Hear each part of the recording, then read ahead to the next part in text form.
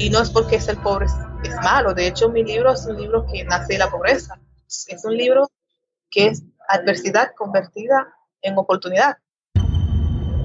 Estás escuchando Nos cambiaron los muñequitos. Hoy conversamos con la doctora Abigail Jan. Ella es la autora del libro Le gané a la pobreza. Ser pobre no es un factor limitante. Y conversamos sobre su camino superando adversidades y dificultades hasta alcanzar su meta y ser doctora en medicina. Comencemos. Nos cambiaron los muñequitos. Mi nombre es Cristóbal Colón. Soy un comunicador, un bloguero, un podcaster. Y eso es, Nos cambiaron los muñequitos.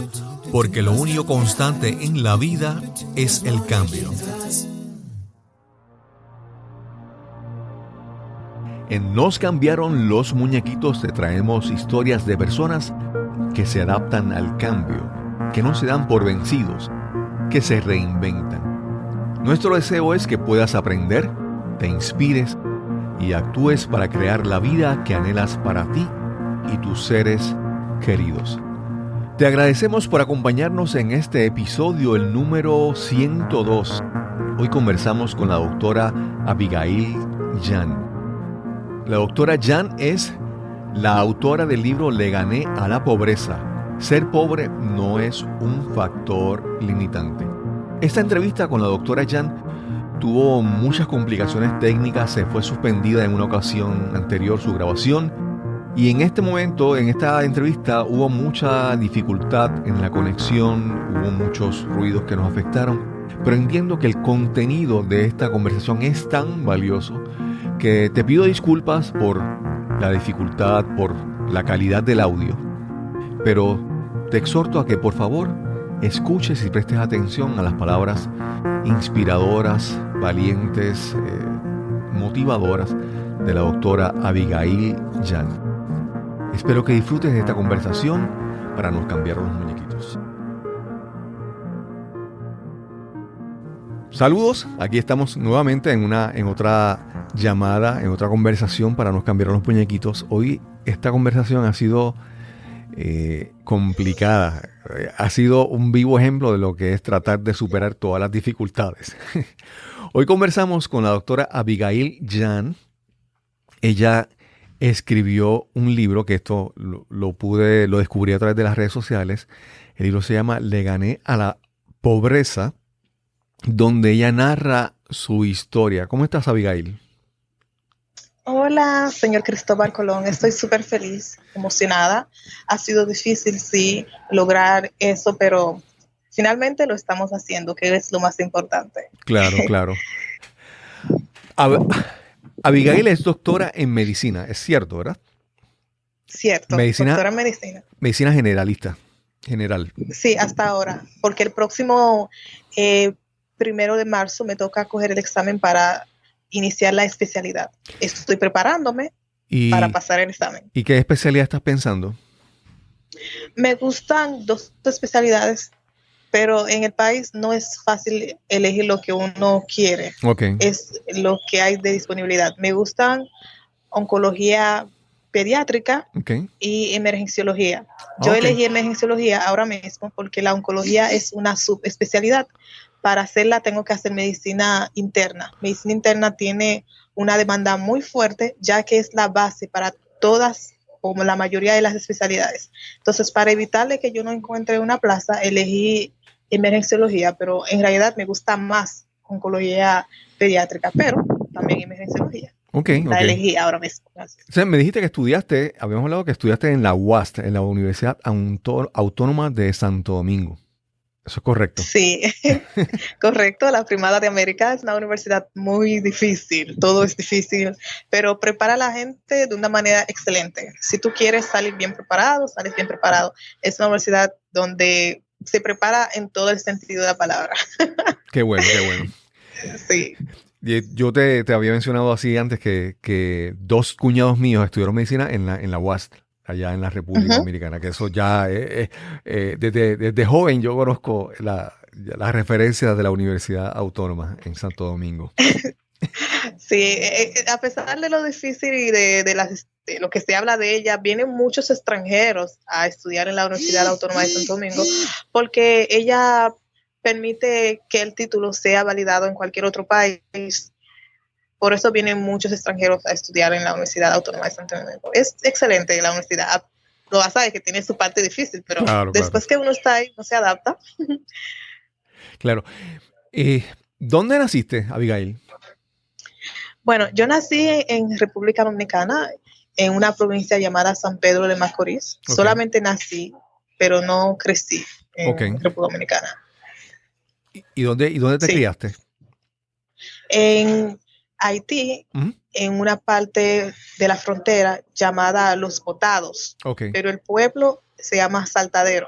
Okay. Tiene su nombre que se escucha como en español, como hace frontera con la parte de República Dominicana, los nombres se escuchan en español. De hecho, Los Botados, como se puede entender, como si fuera una parte como que rechazada. Sí, entiendo. Está en la parte de la frontera. En esa parte crecí de la frontera y al principio con mi madre, que es modista, pero ella tuvo que criar a sus hijos sola porque nunca tuvo un esposo así ayudándola. Tiene sus hijos con diferentes esposos y eso ha influido mucho en cuanto a la educación de los hijos. De hecho, los dos primeros hijos, mis hermanos, no los conocí hasta la adolescencia porque vivían con su familia paterna. Okay. Y yo pasé a ser la primera, o sea, la mayor en la casa. Okay. Y por eso tuve que pasar por muchas cosas, pasando a ser la primera. Okay. Pero no solamente eso, sino que mi madre no tuvo una buena relación con mi padre debido a que solamente se conocieron y salió embarazada de mí. Mi papá nunca se encargó del embarazo, mucho menos de la mantención. Por eso ya tuvo que, pienso que tuvo que pensar en abortarme. Lo intentó, no le funcionó, se vio grave. Y después que nazco, no se adapta a la situación y por eso tuve que vivir muchísimos momentos difíciles pagando lo que mi padre quizás hizo, porque no estuve en el pasado, no puedo afirmar nada, pero puedo percibir que podría ser una mala relación entre ellos dos. Claro. Y entonces por eso viví muchos maltratos y luego entonces maltratos de parte de tu mamá. Sí, de parte de mi madre, sí. Claro. Y sus dos primeros hijos son de un señor dominicano que mis hermanos mayores vivían ya en República Dominicana. Yo no los conocía porque vivían en República Dominicana, yo estaba en Haití. Luego mi madre decidió venir a República Dominicana y mientras estaba en República Dominicana no nos daba nada, entonces yo tuve que fajarme a trabajar desde una edad muy temprana. Ya lo hacía en la casa porque me obligaba a hacer todo para ganarme todo, porque ya que mi padre no aportaba, entonces yo tenía que ganarme las cosas, o sea. Claro. ¿Me entiendes? Pero luego que nos dejó, yo tuve que hacerlo no de forma presionada por ella, sino voluntaria, porque prácticamente nos abandonó. Estaban mis dos hermanos más pequeños también. Me vi en la obligación de trabajar duramente y en la frontera como una persona sin padre, porque nunca estuvo. Claro. Y luego mi madre, que sí estaba de forma activa, entonces no estaba. Yo tuve que ponerme a trabajar duramente y sin ninguna persona que pueda ayudar, tuve que hacer yo misma cosas fuertes, por ejemplo, como trabajando, cargando sacos, que esto, que... ¿Y a qué edad? Normalmente... ¿Qué edad tenía cuando comenzaste esa etapa de tu trabajo?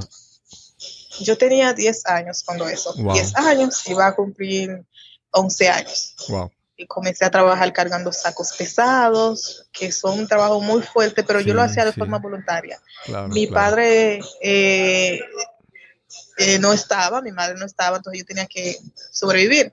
Mi abuela no estuvo de acuerdo, pero era una señora enferma, no tenía ayuda de nadie y yo tuve que hacerlo.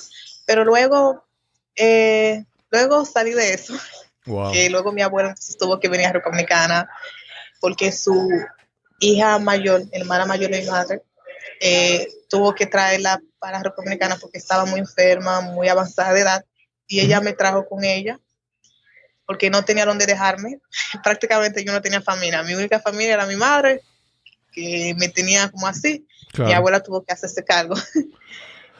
Sí, wow. Luego cuando vine aquí a República Dominicana, seguí mis estudios. Mi madre me puso en colegio, seguían con los mismos maltratos. Y yo tomé la decisión de seguir pagando mi escolaridad porque solamente me puso en el colegio, pero no pagaba. Wow. Me sacaban siempre del colegio y yo quería estudiar porque veía a mis compañeros como ejemplos. Eran buenos estudiantes algunos. Yo los veía como ejemplos y quería ser como ellos. Entonces, quería seguir sus pasos. No quería dejar de estudiar.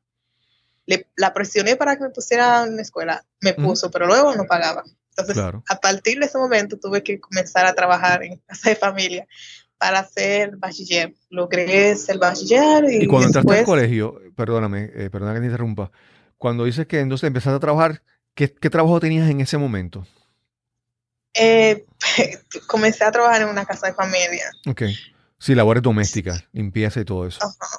Sí, comencé a trabajar dando servicios domésticos.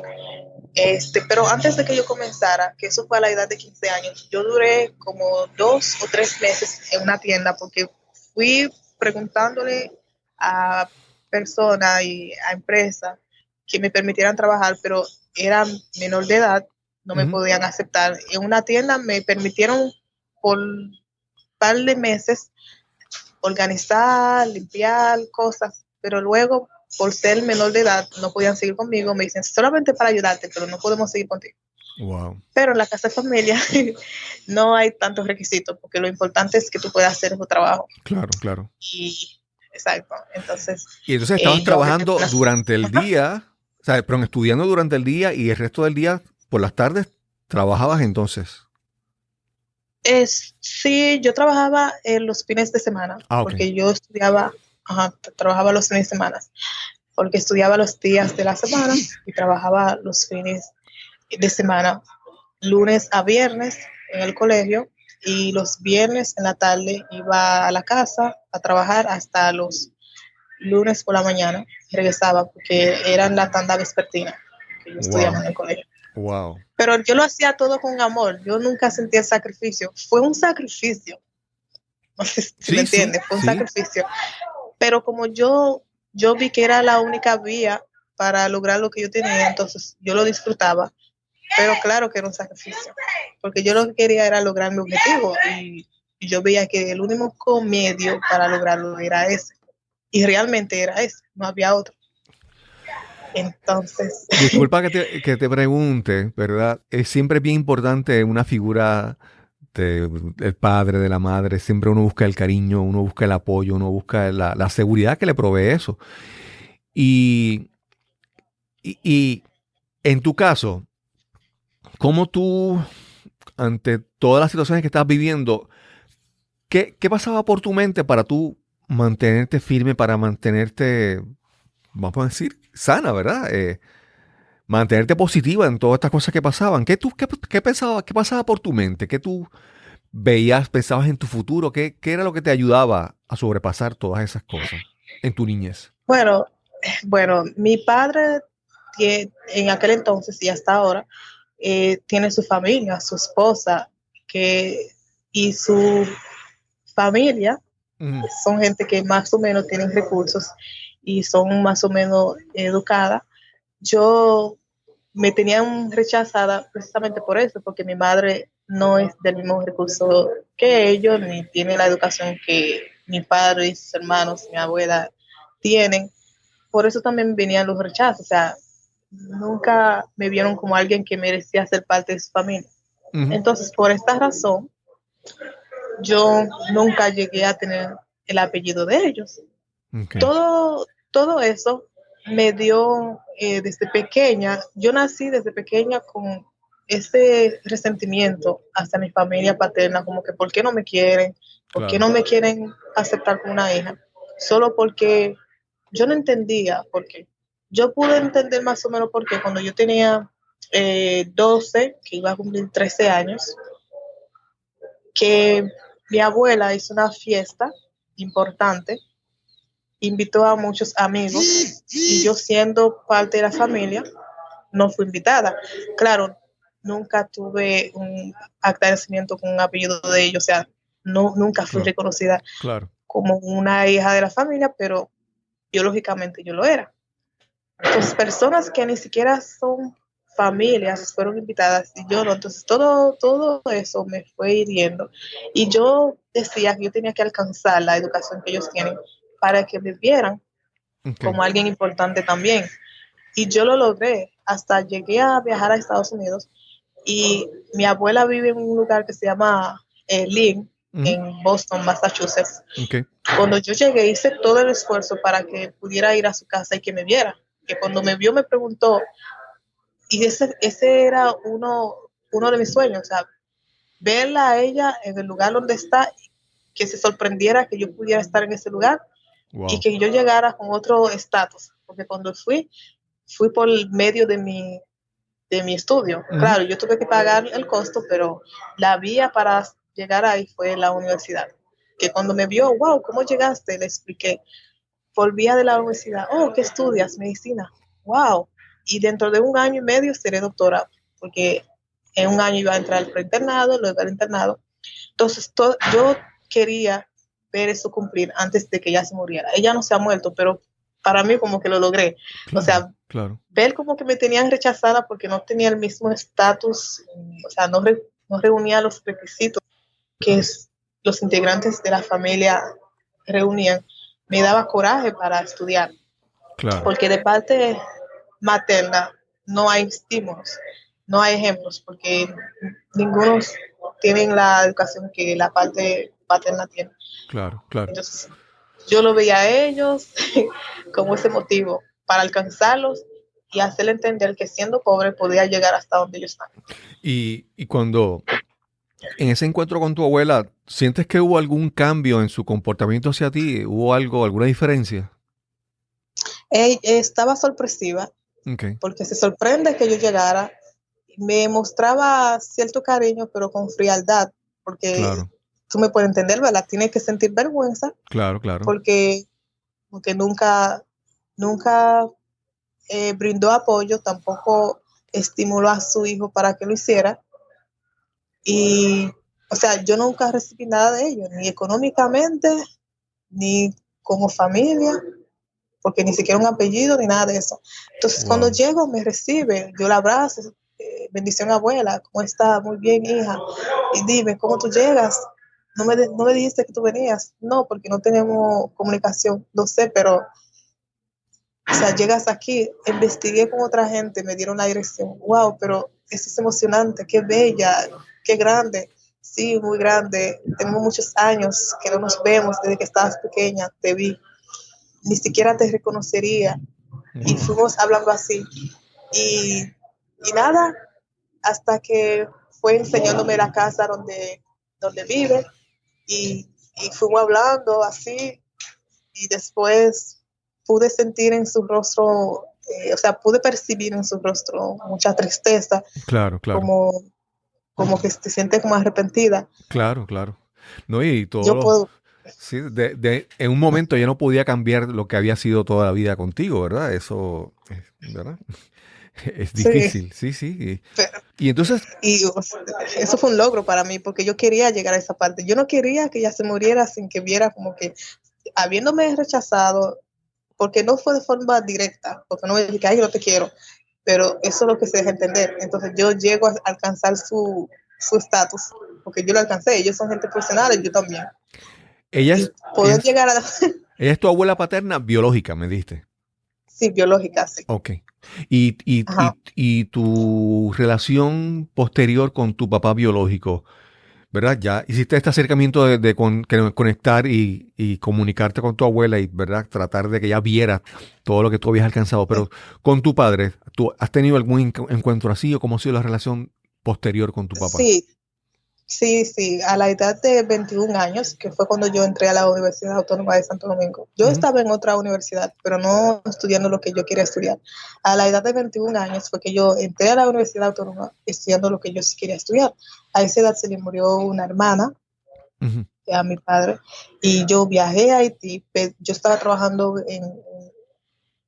con la familia que estaba trabajando, pedí permiso. Uh-huh. Me dieron el permiso para 3 días, o sea, el día que yo iba, al otro día para pasar el momento, y el día que seguía ese día tenía que regresar. Pues me dieron 3 días. Y fue con el motivo de poder hablar con él y conocer a la mayoría de la familia, porque no conocía a la familia, o todavía no conozco a toda la familia. Y fue una oportunidad para mí para conocer a muchos hermanos, primos, hermanos de mi padre que no conocía. Y pude platicar un poquito con él, preguntándole la razón por la cual no me quiso reconocer como una hija. Y él lo que se defendió, no, porque tu madre ha sido la culpable. Entonces yo le digo, pero mi madre me dice lo siguiente, no, es ella. Y yo pude entender la situación mejor. Claro. Y no obstante a eso, yo siempre le rogaba, o sea, escribiéndole cartas para que me pudiera reconocer como hija. Entonces nunca lo hizo. Y yo pude entender mejor todas las cosas. Y a mí ese día yo llegué con un regalo para él. Yo me acuerdo cuando yo tenía 5 años que yo estaba con una amiguita del colegio, uh-huh, que siempre iba bien linda. Ella estaba con un vestidito, una zapatillita. Yo ese día vi a mi padre en la calle, estaba justamente con una compañerita, y yo le dije, wow, mira ese vestido que ya tiene, me gusta, y la zapatilla también. Y él me prometió un vestido y una zapatilla, uh-huh, como la de mi amiguita, que eso nunca se llegó a cumplir. Okay. Entonces, ese día, cuando tenía 21 años, que estaba allá, yo aproveché y le dije, yo le llevé un regalo, ¿verdad? Y le dije, ¿usted se acuerda la vez aquella? Hice la uh-huh, descripción del momento y todo, que usted me prometió un vestidito en la zapatilla. Sí, yo me acuerdo. No, primero me dijo, no me acuerdo. Y yo tuve que hacer muchas cosas. Oh, sí, me acuerdo. Y yo no sé qué si estaba llorando de verdad, pero le salieron lágrimas. Y me dijo, wow, en realidad yo no me acordaba. ¿Por qué nunca me lo mencionaste? Yo le dije, yo siempre estuve esperando que usted me diera esa zapatilla, como me dijo. Ay, pero ¿por qué no me dijiste? Y yo le llevé un regalo, y yo le llevé un regalo como que no le sirvió, y me dijo que lo trajera conmigo, uh-huh, para que yo se lo enviara de su size. Pero por lo que él me hizo de vestido y de botella, yo no le devolví ningún regalo. Yo se lo llevé, y era con mucho amor, pero como no le sirvió, yo tenía que regresarlo. Para mí eso fue mucho sacrificio. Claro, Cuando él tampoco se sacrificó pensando en que me prometió un vestido y zapatillas, digo yo, ok, ya que no le sirve, pues todo se quedó ahí. Y yo siento para mí como que eso fue una venganza. Perdóname, pero sí, yo siento como claro, que me vengué de él. Claro, obviamente. Me dejó esperando, ahora lo dejo esperando. Y yo, suena como algo sí, chistoso. no, obviamente no, sí. Y ahora me siento feliz porque a pesar de todo, yo pude salir de todo, y digo yo, ok, estoy bien. Fueron muchos momentos difíciles, pero en realidad no fueron imposibles para mí, porque yo tenía demasiados motivos para hacerlo. Abigail, en este libro que tú escribiste, tu intención de escribir este libro, ¿cuál es tu intención? ¿Qué tú querías hacer con este libro que escribiste? Ok, mi intención con el libro es hacer a los adolescentes, jóvenes pobres, que no tienen ayuda de nadie, sentir que también tienen importancia, también pueden soñar y lograr sus sueños. Por ejemplo, esas cosas que yo he venido diciéndole no están en el libro.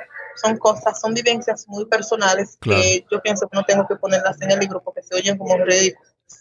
Entonces, claro, en el libro solamente hice un resumen de cosas que yo he vivido. Son cosas que están para que uno pueda entender que yo no pasé momentos fáciles, pasé momentos difíciles, pero no diciéndole que mi padre me prometió un vestido, no me lo dio, ni una patilla, claro, ni que mi madre no me declaró. Bueno, yo dije que yo tuve que ser adoptada porque mis padres no se responsabilizaron, pero no diciéndole nada de eso porque son cosas personales. Claro, entonces, claro, mi intención con el libro es haciéndole a los jóvenes entender que siendo de la pobreza extrema, si tienen inteligencia, si tienen una visión y son jóvenes, tienen todos los elementos necesarios para lograr su sueño. Okay. Solamente tienen que pensar y ejecutar los pensamientos. ¿Cuáles son esos elementos que tú entiendes que ellos tienen? ¿Cuáles son esas recomendaciones que tú le das a esa audiencia tuya para que ellos emprendan y decidan hacer un cambio en su vida? ¿Qué son esas cosas que tú recomiendas, esos consejos? Ok, en el libro, en el capítulo 2, donde yo comienzo hablando sobre vivencias inolvidables en lugares inolvidables. En esa parte del libro, yo hablo sobre que hay que soñar siempre, porque sin sueño no hay triunfo. Wow. Porque primero hay que imaginarse las cosas para que uno pueda hacer que sea una realidad, haciendo que eso lo que uno piensa llegue al subconsciente para verlo como una realidad, y así las ideas pueden ser más claras y hacer que sea real. Entonces, pensar en que la juventud es una riqueza, es la riqueza más grande que tenemos, pero es efímera. Por lo tanto, hay que aprovecharla como si fuera un fondo de inversiones. Sí, recuerdo esas palabras tuyas, que es un fondo de inversiones. Sí. Y algo que a mí me emociona de tus palabras es ver cómo en un momento tú te diste cuenta que para ti la educación era la herramienta. Por ejemplo, tú querías mostrar a la familia, a tu familia paterna, que tú habías progresado, que tú te habías educado, que habías alcanzado los estudios a ser doctora en medicina. Y lo que me impresiona, lo que me emociona es ver que tú abrazaste la educación, aún en los momentos difíciles, aún en los momentos que tenías que trabajar un montón. Abrazaste la educación como herramienta para tú crecer y progresar. Háblame un poco sobre eso. Sí, porque yo leí muchos libros que hablan sobre la pobreza, y los libros hablan sobre los factores de la pobreza. O sea, explican de que la pobreza por sí sola no existe. Ella existe porque están los factores que son como la ignorancia, claro, la enfermedad, la apatía, la dependencia y la corrupción, que son los factores que hacen que la pobreza exista. Entonces, claro, yo comencé a actuar contrario a lo que hace que la pobreza exista. Entonces, la ignorancia es cuando una persona no tiene conocimiento de algo. No es porque no sea inteligente. Entonces, yo sí era inteligente desde pequeña, pero no tenía mucho conocimiento. Claro. Entonces, lo que tenía que hacer era estudiar para adquirir los conocimientos. Entonces, me gusta leer, yo leo mucho. De hecho, por llegar a ser una doctora, eso a base de lectura. Entonces, pienso un factor, claro, que es la ignorancia. Entonces, el otro factor, que es la enfermedad, ese factor no está haciendo referencia solamente al deterioro fisiológico, bioquímico o anatómico, sino también a la carencia de bienestar social y emocional. Por ejemplo, tenemos que uno de los factores de la depresión es no poder adquirir lo que uno desea con fuerza, claro, o haber perdido lo que tanta importancia tiene para uno. Entonces, perdí el afecto emocional, el afecto familiar, porque sí lo tenía cuando estaba pequeña, aunque no me acuerdo muy bien, pero seguro la tuve, porque los padres siempre tienen a sus niños, le dan cariño de pequeño. Por cosas de la vida tienen que cambiar, pero ok. Entonces, por eso crecí con ese vacío y con poco bienestar social, emocional. Y yo misma fui dándomelo. Claro. O sea, traté de hacer que nazca en mí lo que no hubo para ser feliz. Y eso me ha llenado bastante. Y eso es un factor que también vencí. Entonces, otro factor que es la apatía. La apatía es cuando una persona se conforma con su estado, haciendo sentirse como que, ok, estoy así porque Dios me puso en esa situación, claro, y voy a seguir así. Entonces, en ese concepto yo uso un refrán que dice, a Dios rogando, con el mazo dando. Dios te pone la inteligencia así, los pensamientos, tú solamente tienes que ejecutarlos inteligentemente. Eres una persona capaz, solamente tienes que actuar. Claro. Y entonces lo hice así, me dio la inteligencia, soy capaz, pues uso mis pensamientos. Claro. Cada cosa que llega a mi mente, lo ejecuto, claro, si yo veo que va a tener un buen resultado. Y así. Y otro factor vencido. Entonces, otro factor que es la dependencia. Entonces, no recibí mucho de mis padres, quizás porque no tenían, fueron irresponsables. Pues me responsabilicé a trabajar arduamente. Otro factor vencido. En cuanto a la corrupción, trato de ayudar a cualquier persona que esté a mi lado y que yo esté al alcance de forma equitativa. Otro factor vencido, por ejemplo, a mis hermanos, a mi madre, a pesar de todo, yo los ayudo. Y eso me hace estar feliz siempre, porque cuando tú vives con cosas que te hieren más de la cuenta, tú creces con una pesadez que no te permite ser feliz, tampoco las ideas van a ser claras. Y para una persona lograr su éxito debe ser feliz, porque no puede ser la idea clara si tú vives con una amargura todo el tiempo. Claro. Entonces, todos esos factores vencidos me ayudaron a decir que le gané a la pobreza. Que mucha gente pensaron, ok, ella le ganó a la pobreza, entonces ya significa que ella es rica. No, yo le gané a los factores que hacen que exista la pobreza, pues le gané a la pobreza y yo me abrí la vía para adquirir lo que se necesita para vivir dignamente. Claro, porque claro. La pobreza no es mala. O sea, que tener dificultad para adquirir lo necesario para vivir es difícil.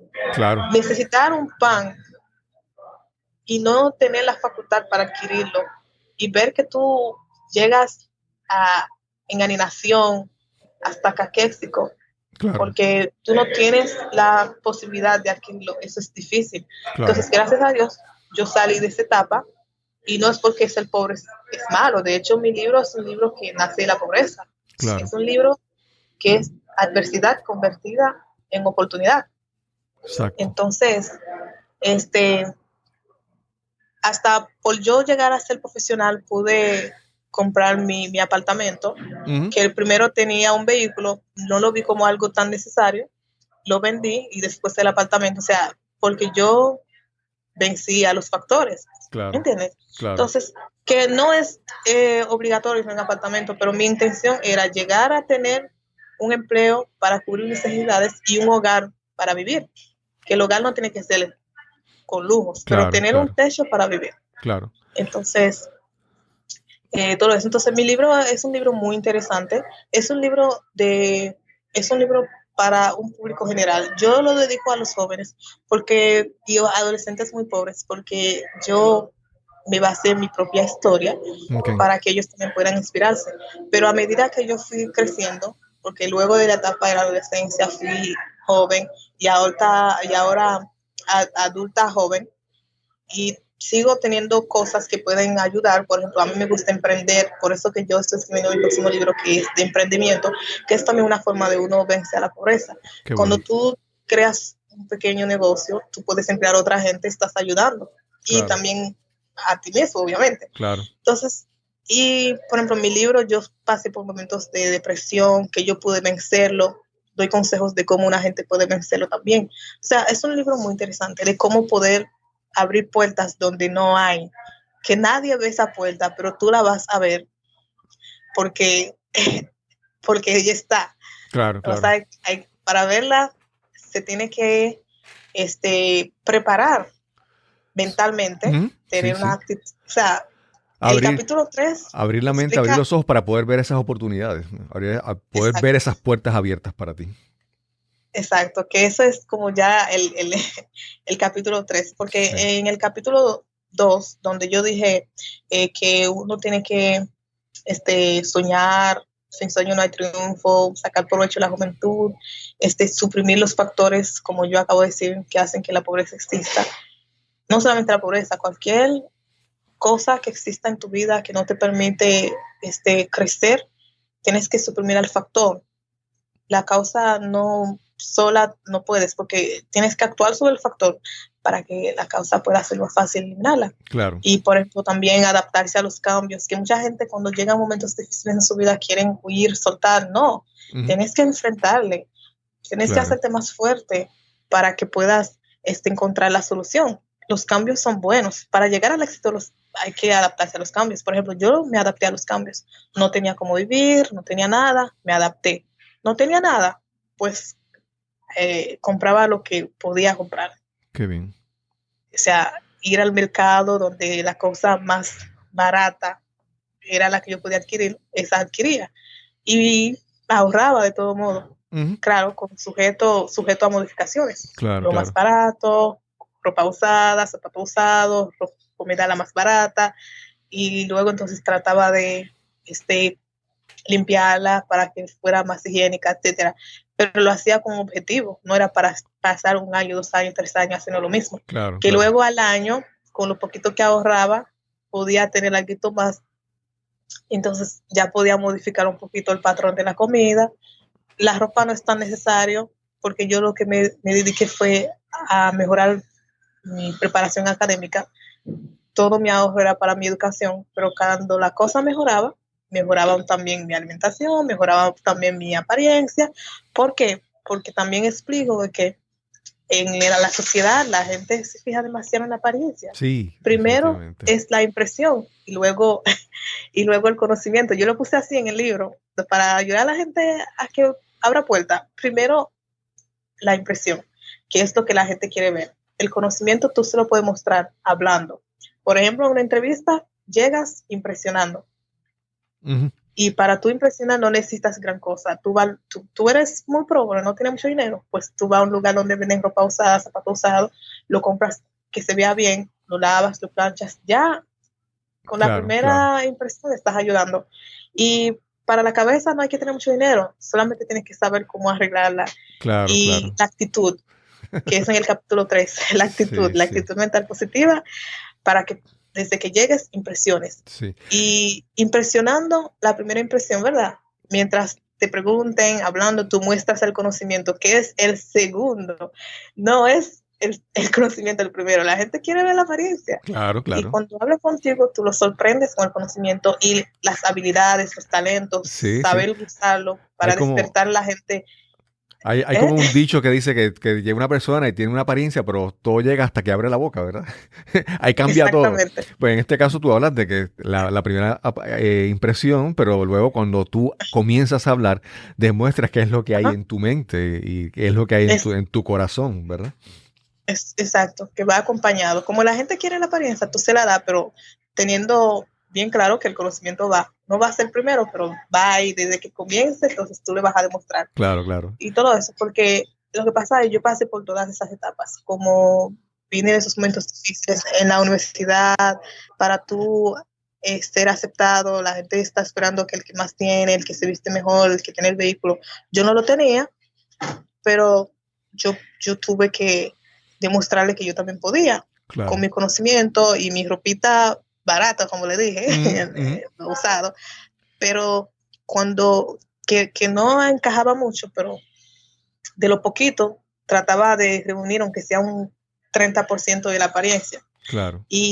Pero cuando hablaba demostraba que sí, porque yo me fajaba en la noche a estudiar y al principio tenía mucha timidez. Usted sabe que los factores de que uno crece en una familia donde no te permiten hablar, no te permiten socializarte, y tú crees como que todo el mundo es mejor que tú crees que el compañero cuando termine de hablar es que tú puedes hablar porque tú no eres importante. Entonces yo tuve que ir venciendo todos esos factores poco a poco y al final pude encontrar lo que realmente había en mí, que había algo en mí que no sabía que estaba. Y lo descubrí y así y así. Entonces en el libro yo describo cómo se puede sacar todos esos potenciales. Que porque tú seas pobre no tienes que marginar. Sí. Fíjate, yo siempre he pensado que, bueno, hay un factor, ¿verdad? Hay una parte de la pobreza que es real. Es cuando, por ejemplo, si tú no tienes dinero para comprar alimentos, pues sí, hay un factor que es real, que no tienes los recursos para ciertas cosas, para alimentarte y eso. Pero también hay otra parte que es que, por ejemplo, yo siempre digo que hay personas que pues son pobres, vamos a decir así, pero yo le puedo regalar $1,000,000 y su mentalidad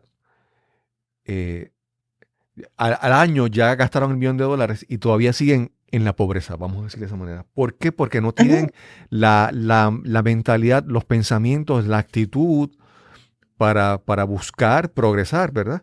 Y entonces, hay, como digo, hay una parte de la pobreza que es real, que es obvia, pero hay otra parte que es mental. Sí. Sí, elemental. Por ejemplo, el factor de la apatía, Exacto. que es donde la gente acomoda su ambiente sí. a su vida. Según tú lo describes, para mí, yo lo llamaría como la resignación, ¿verdad? El conformismo, vamos a decir de esa manera. El conformismo, exactamente. Esta palabra está en el enunciado de la parte donde yo describo lo de la apatía. Exactamente. Entonces, la pobreza está clasificada y tiene también subclasificaciones. La pobreza mental es fatal. Sí. Por ejemplo, cuando yo dije que le gané a la pobreza, pero primero para ganarle debe mentalmente ser vencida. Claro. El primer factor, que es la ignorancia. Sí, perdón, iba a decir algo. Sí, no, es que yo veo, cuando tú dices que le ganaste a la pobreza, yo no es que tú puedes mostrar un estado de cuenta y dice una cantidad de dinero, un balance en tu cuenta. Yo, por ejemplo, es cuando el primer contacto que tuvimos a través de la computadora, que pude ver tu sonrisa y pude ver tu personalidad y ver ahora tus ideas y tus pensamientos. Entonces yo digo, sí, que le gana a pobreza. No por una medida, como te dije, de un balance, una cantidad de dinero que se haya ganado, no, sino cómo tú vives de una manera rica y plena, sin importar, ¿verdad?, el dinero que tienes. Sí, yo invertí en mi riqueza mental. ¿Cómo lo hice? Que a medida que yo fui ahorrando así, de esa forma como tan mezquina, tan, no sé, pero había que hacerlo, como de $1 sacar 25 centavos, así, es poco, pero que al mes 4 por 25 centavos es $1. Claro.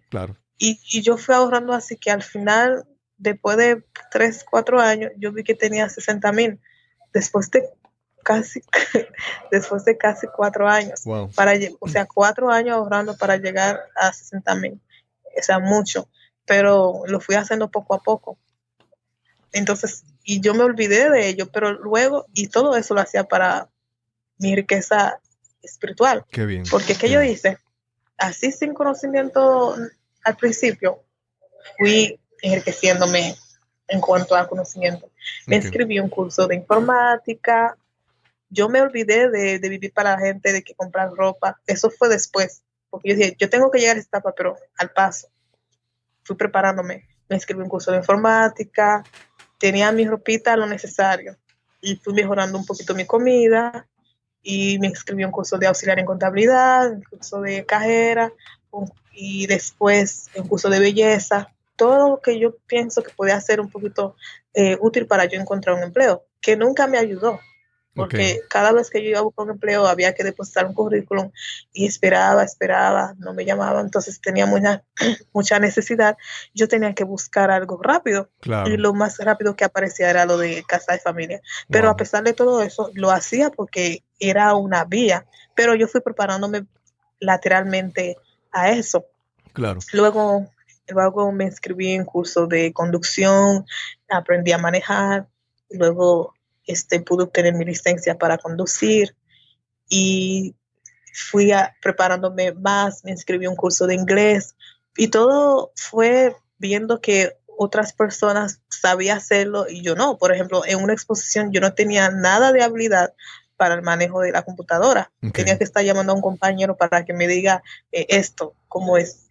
Y digo yo, no, pero yo soy también profesional, claro. Yo tengo que saber, me inscribí en un curso de informática o voy a ser profesional. Sí, entonces cuando estaba en un curso de inglés, al principio el profesor no me permitía levantar la mano porque era un disparate que yo iba a decir y realmente era así. Para la lectura era fatal y yo dije, pero ellos lo pueden hacer. Yo les pregunté que si habían hecho un curso, algunos me dijeron que sí, otros porque estudiaron colegio bilingüe, y digo yo, ok, pues lo que me hace falta es un curso de inglés. Al principio, durante el semestre no lo podía hacer, pero durante el semestre me puse a escuchar muchos videos, me puse a ver muchos videos, a escuchar audios, compré mi diccionario, traducía palabras diarias. Cuando terminé el semestre me inscribí a un curso de inglés inmediatamente. Okay. Y así todo. Fui enriqueciéndome espiritualmente para que mentalmente yo le ganara la pobreza, porque primero tenía que estar mental. Claro. Entonces, y así, entonces en todo. Ajá. No, Abigail, realmente a veces, por ejemplo, escucho tus palabras, escucho todo lo que tienes que decir y realmente pues lamento que la calidad del sonido no haya sido la mejor, la calidad de la llamada, porque yo entiendo que tantas personas tienen que escuchar estas palabras y entenderlas más allá de que si se escucha mal por la llamada o por la calle, no sé, porque realmente hay tantas personas que independientemente como te mencioné, cuánto dinero tienen en su cuenta de banco, yo creo que viven una pobreza mental, una pobreza intelectual, hasta espiritual, ¿verdad? Y creo Sí. que tus palabras muchas personas deberían escucharlas y buscar emular tu ejemplo para tratar de crecer. Sí, realmente. Por ejemplo, yo hablo de ahorro. Por ejemplo, el ahorro, yo soy una ahorradora impulsiva, compulsiva. Okay. Así como hay personas que son compradores compulsivos, yo soy ahorradora compulsiva. Yo al principio lo hacía de forma extremadamente estricta. Ahora no es tan estricta porque yo tengo también que hacer lo necesario. Claro. Por ejemplo, haber publicado este libro, eso es un gasto, ¿verdad? Sin embargo, yo lo hice. Y para llegar hasta ahí, tuve que comenzar desde cero. Y desde cero llegar hasta ahí no ha sido nada fácil, ¿verdad? Como pueden entender. Claro. O sea, yo tuve que ser una ahorradora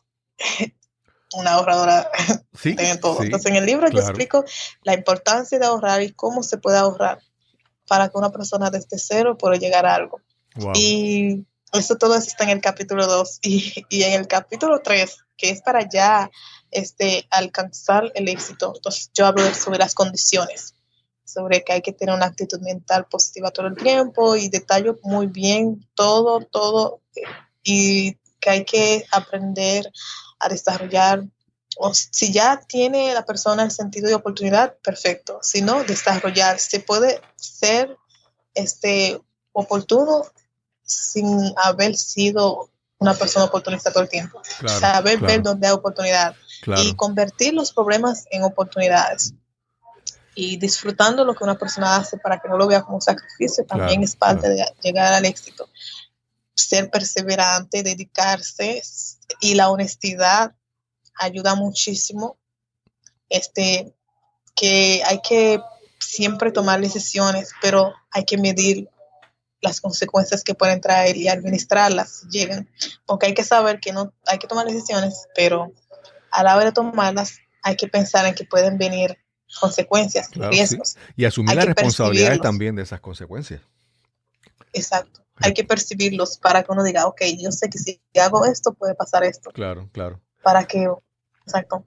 Y crear buenos hábitos personales, porque los malos hábitos son los parásitos de nuestros éxitos. Así mismo. De no ser puntual, ser irresponsable.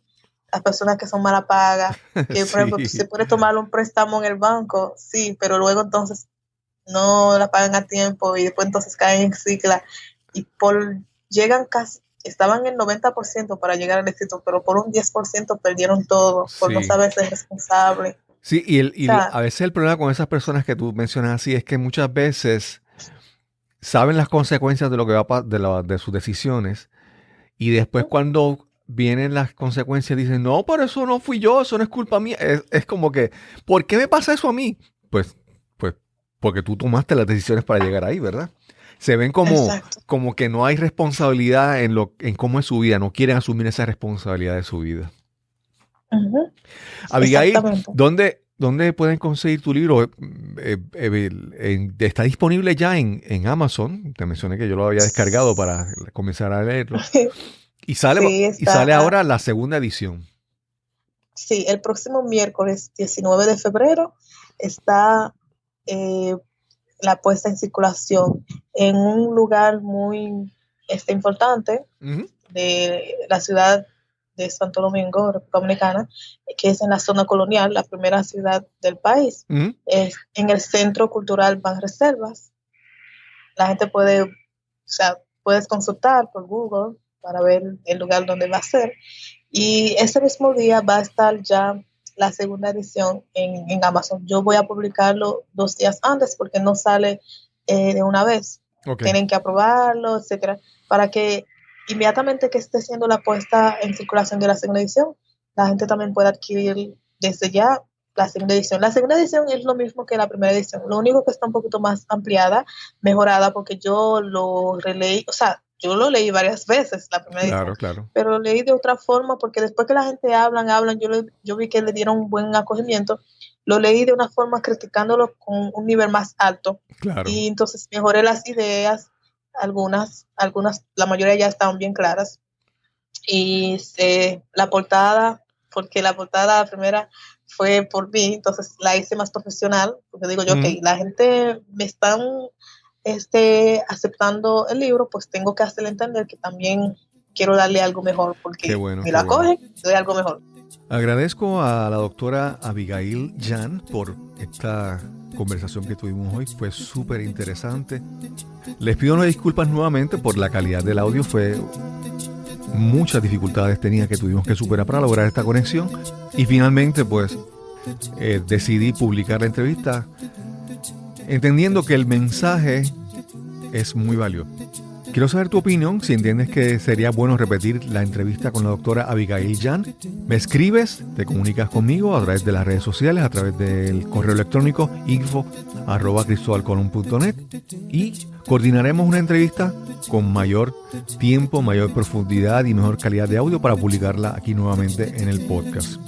Recuerda que si disfrutaste este y otros episodios de este podcast, por favor, compártelo en las redes sociales. Si quieres recibir más información sobre cada episodio cada vez que sale publicado, recuerda suscribirte en la plataforma de podcast que tú consumas contenido. Y sin más que añadir, nos encontraremos entonces en el próximo episodio de Nos cambiaron los muñequitos. Hasta la próxima.